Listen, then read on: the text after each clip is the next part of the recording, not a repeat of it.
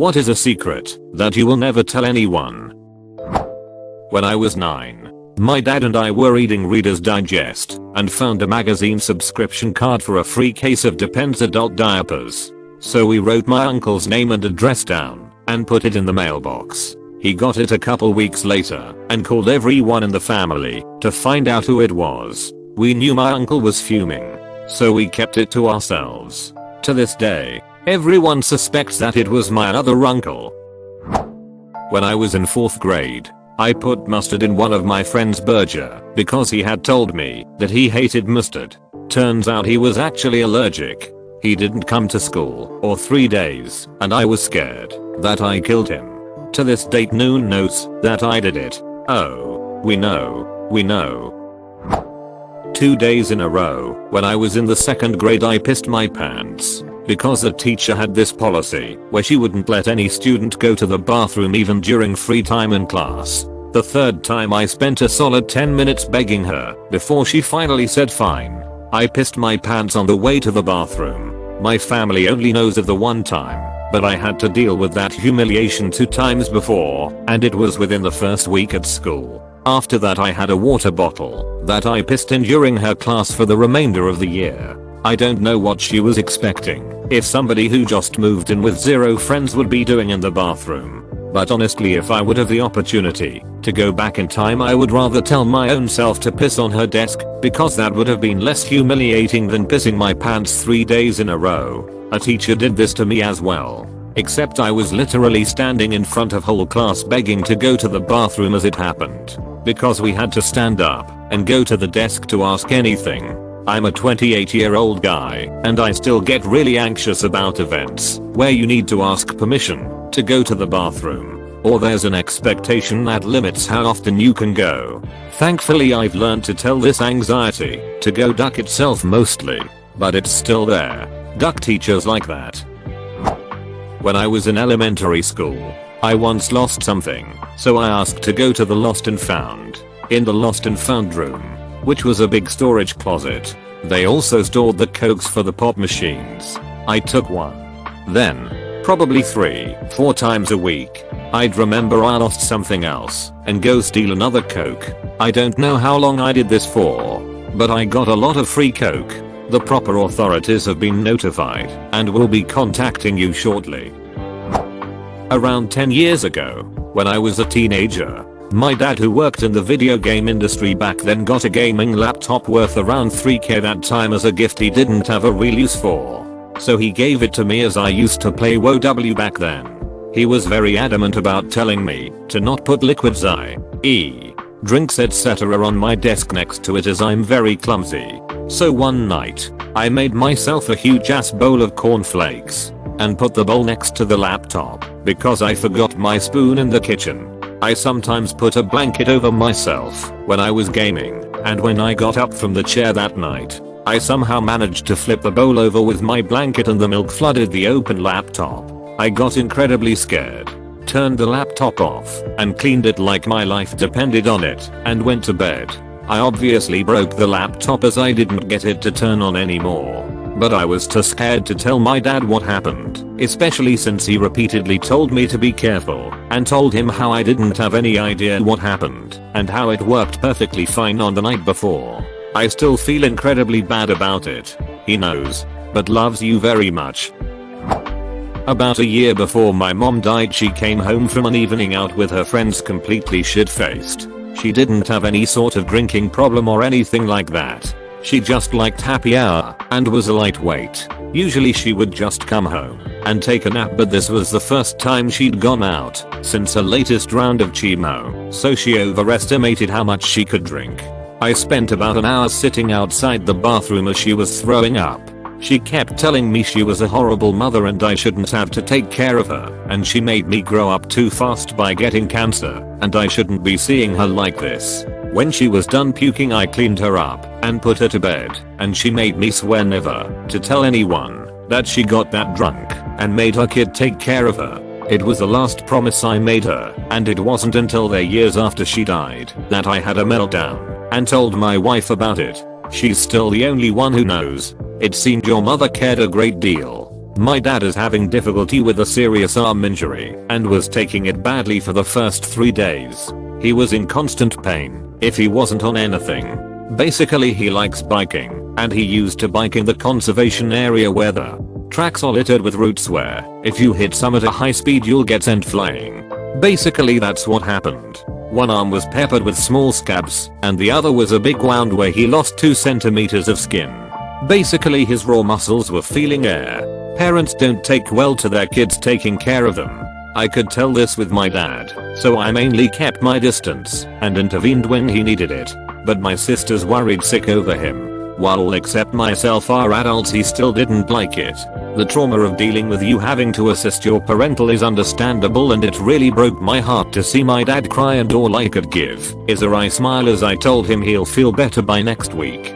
That was a week ago, and I will say he is much better now. This isn't an experience that I will forget. I get where you're coming from, because when your parental is out of commission you have to step in and help out, and there isn't anything wrong with that. Your mother must have been a wonderful person who cared deeply for her children. If she felt so upset about one evening when she overestimated how much she could have to drink, I would recommend therapy to get stuff like this out, as they are professional about this, and it is good to get this kind of stuff off your chest. I didn't know my best friend's name for almost 10 years. She goes by Katie almost exclusively, and got it in my head early on that it was short for Kathleen. Imagine my surprise when I heard her being referred to as Catherine at our convocation. No right way to bring that one up in a conversation. In preschool a parent brought in fruit roll-ups for the entire class and they mysteriously went missing while the class was in the gym. I ate like a king after bedtime for the best week of my life. When I was about 7 years old my dad took me to Blockbuster and I really had to pee. Blockbuster didn't have a restroom, so I peed in one of the aisles. I'm pretty sure the cameras saw me, but thankfully there was no one near me.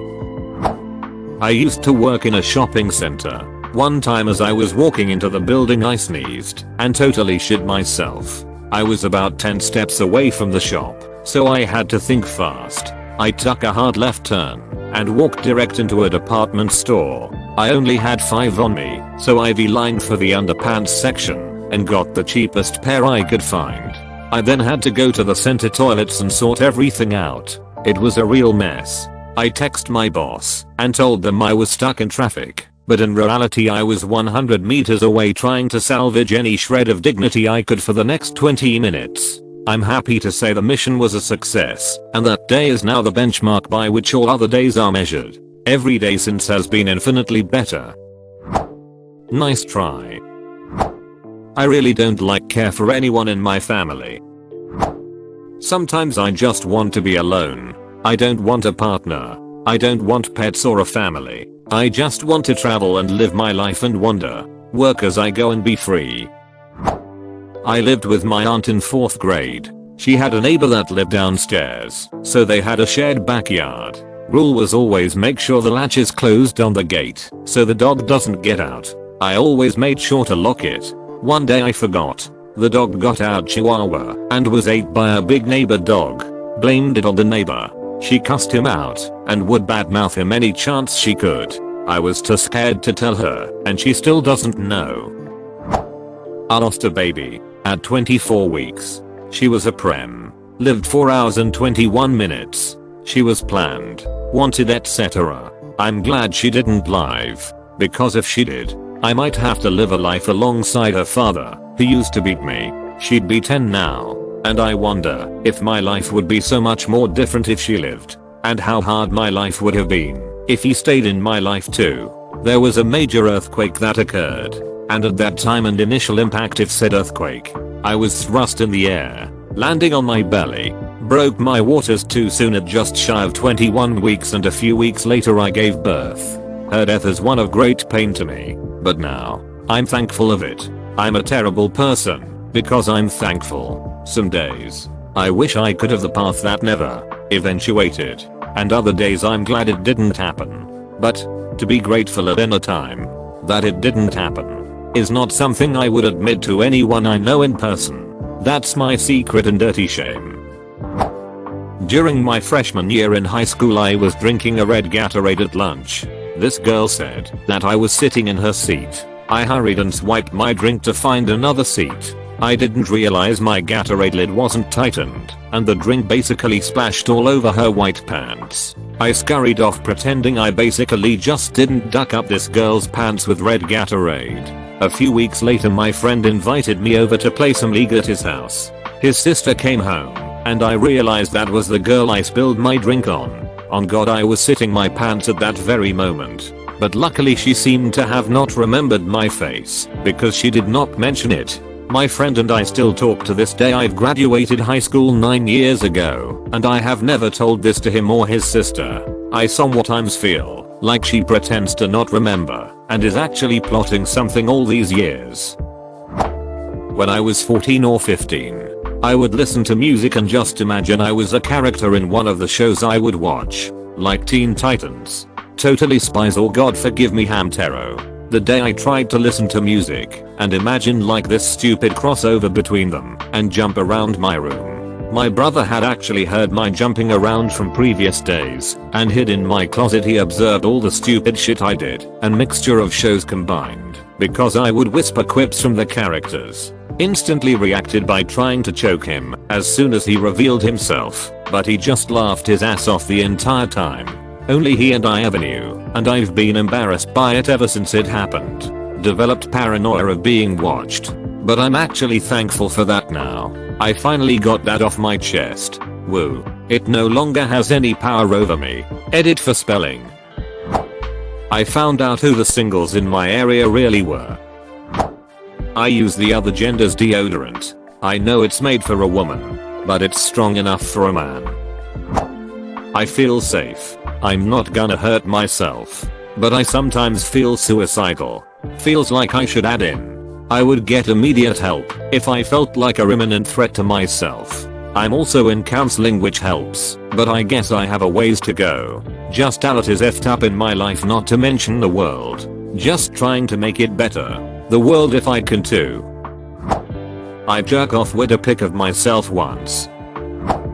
I never told the full details of it because I'm honestly too messed up from what I witnessed. And the fact of the matter is that nothing I reveal would even change what happened. I visited my mother's hometown in Mexico during the summer with her and my younger sister. This was the week after the plane crash into Rango happened, and we were heading there for a bit, so I got super anxious, and it kept me up a couple of days after we got there, along with the time difference. We stayed at our great uncle's house, and I was sleeping on the futon on the ground, while my sister and mom shared the bed. My anxiety and difficulty adjusting to the time difference meant that I was up pretty late at night. I was just on my phone playing some mobile games when I heard a gunshot.